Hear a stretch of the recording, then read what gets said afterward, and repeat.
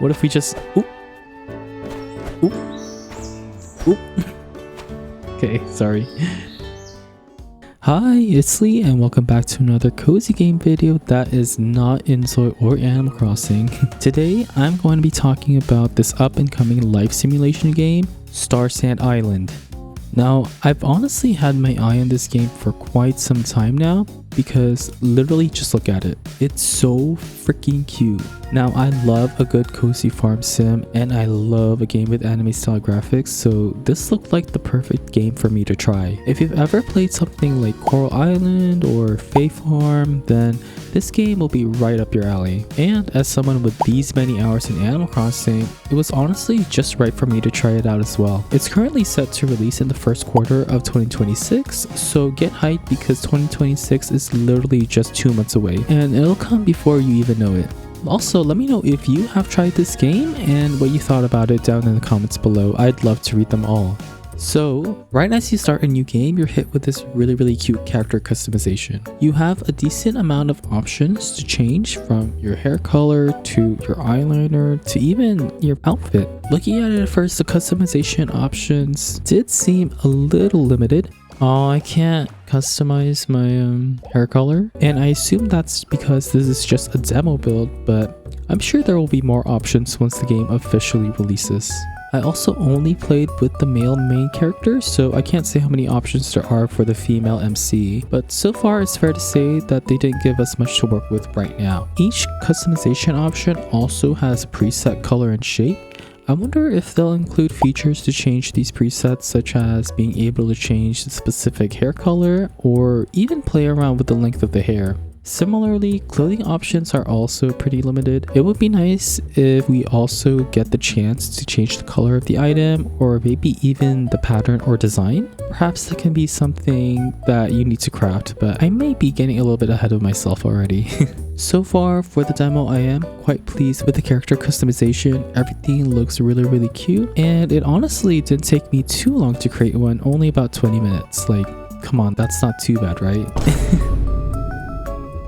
So after you're done creating your character, you are brought right into the game. No real cutscene or explanation of how you got there. Maybe that's just because it is the demo and they want you to dive right into the gameplay, but I assume that the official game will have some sort of cutscene sequence that delves deeper into the background and lore. You're guided through the main mechanics of the game, and it's honestly pretty straightforward. I didn't have much trouble getting through it, but I will say my initial impressions of the controls were a little bit wonky. I especially didn't enjoy how jumping felt at first, but I got used to it as I played the game more. Building also felt kind of weird to me. Instead of it being a total bird's eye view of the space, it was based on where your character was positioned, and because of that, I struggled with the controls a little bit. I also didn't like that the character's model would clash with the objects that you would want to place. Oh, is it because I'm in the way? Oh, I don't like that.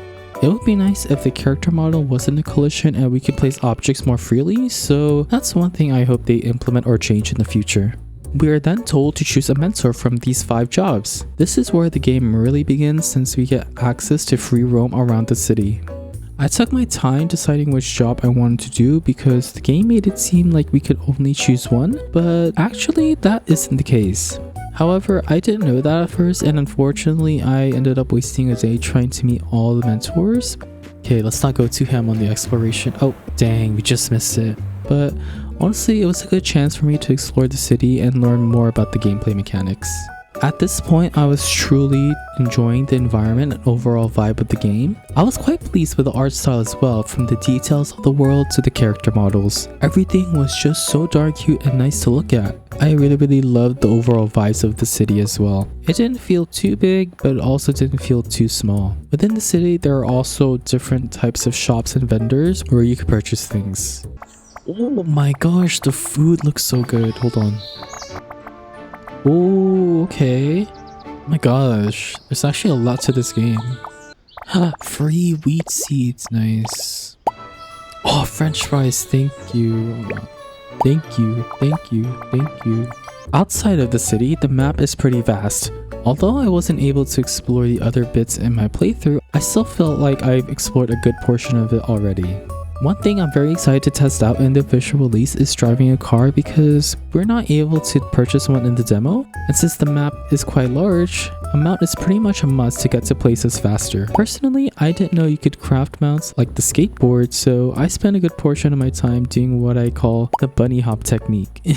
This is basically how it is in other games when jumping while running will make you go a little bit faster, but I don't think that was really the case here. It honestly might have been the same speed as running, but jumping around is just too fun.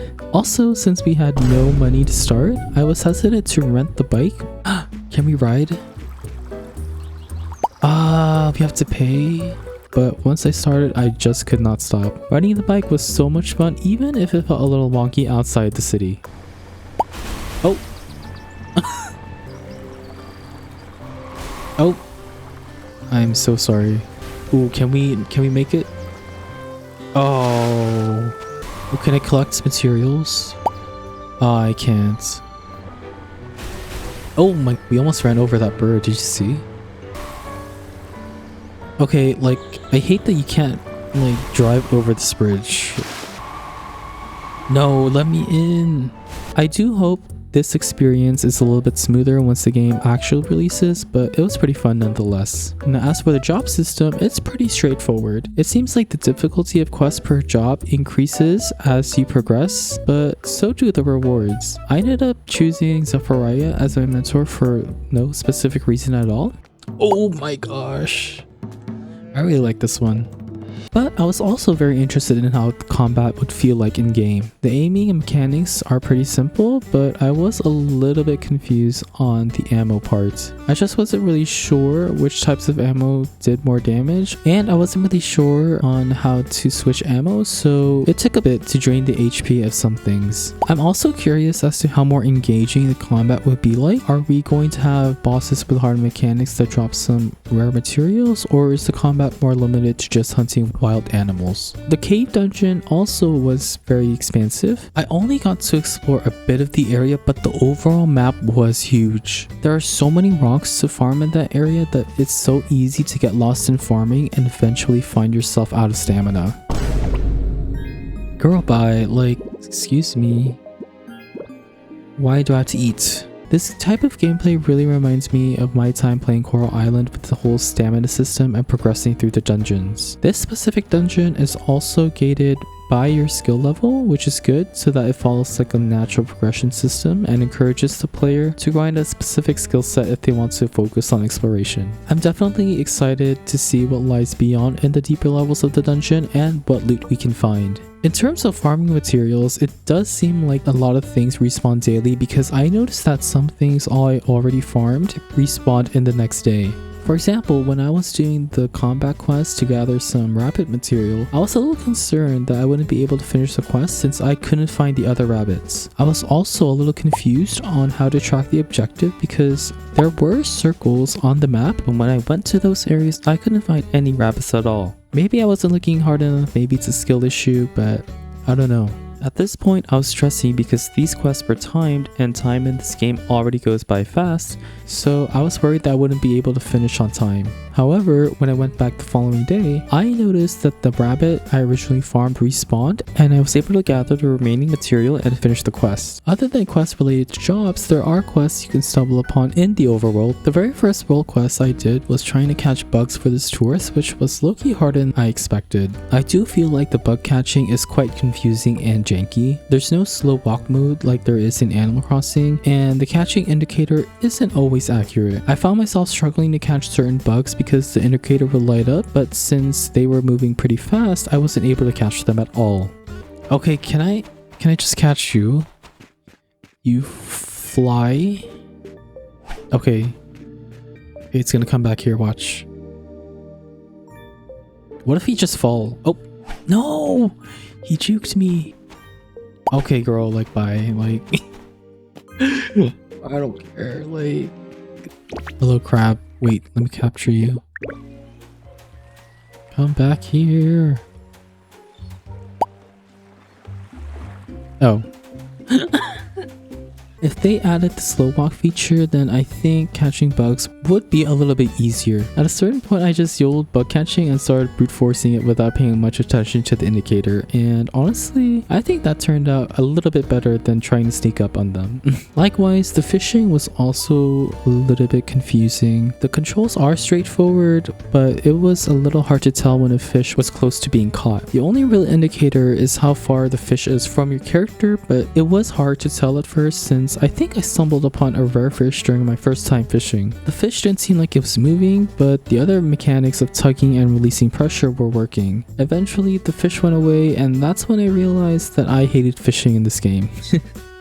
Jokes. But I do wish there was some sort of meter in the UI that indicated the progress, whether a fish would escape or be caught. Another way to get materials other than farming is simply to explore the world and talk to NPCs. You can get some really nice materials by examining the sparkly things in the environment. You can also find some chests hiding around in the corners and in the dungeons. But something that I found quite addicting was getting random materials from other tourists. I honestly wasn't expecting that at first, so it was a really nice feeling to find a tourist that actually gave me something. Because of this, I went around and just talked to all the tourists that I found, and unknowingly I triggered a quest that would later allow me to unlock some other new features in the game. This quest requested some planks and ore that required me to do some material processing. I initially didn't know how to get these materials. I wish the game showed me that processing was required to get these mats, but whenever I would try to see how to get them, the game would just show me the basic materials, and that led me to some confusion. Thankfully, my chat was smart and led me to the right direction. Eventually, I was able to get all the materials I needed. Upon finishing the quest, I found out that we were able to explore the other worlds, and there was actually some sort of exchange system where we can trade in basic materials and get some other materials in return. This just showed me how big this game actually is and how much grinding you would need to do to get everything that you want. Now let's talk about the romance. Besides fulfilling requests to strengthen your relationships, the easiest way to increase your level is by chatting to them every day. Lumpia, adobo, I eat it every single day. If you have something notable in your backpack, you can also give gifts which greatly increase the relationship level. I obviously had to romance most of the men in this game, so I gave them gifts whenever I saw them. Honestly, one character caught my eye the most. I knew from the start that I wanted to pursue Zephyria, so I chose him as my mentor and kept giving him gifts. I also took this opportunity to fool around with the camera feature.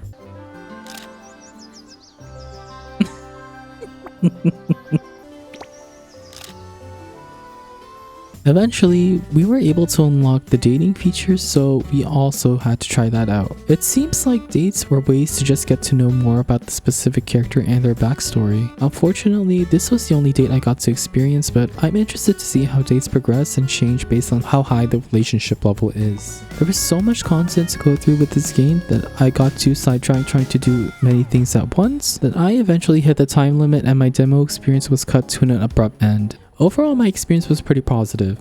Obviously, with an unreleased game, there are going to be some issues and unpolished mechanics, but I did genuinely enjoy playing this game. I'll definitely be checking Starsand Island out more once it officially releases, and I'm curious to see how the official launch differs from the demo. I do want to see more customization options when it comes to the character creation, more hairstyles, hair color variants, outfit choices, etc. I'm also curious to see how in-depth decorating is in this game. So far, there were already so many blueprints that were available to be unlocked, which is a good sign that there will be many items to work with. But I am interested to see how much we can customize the items and if they will introduce different themed items as well.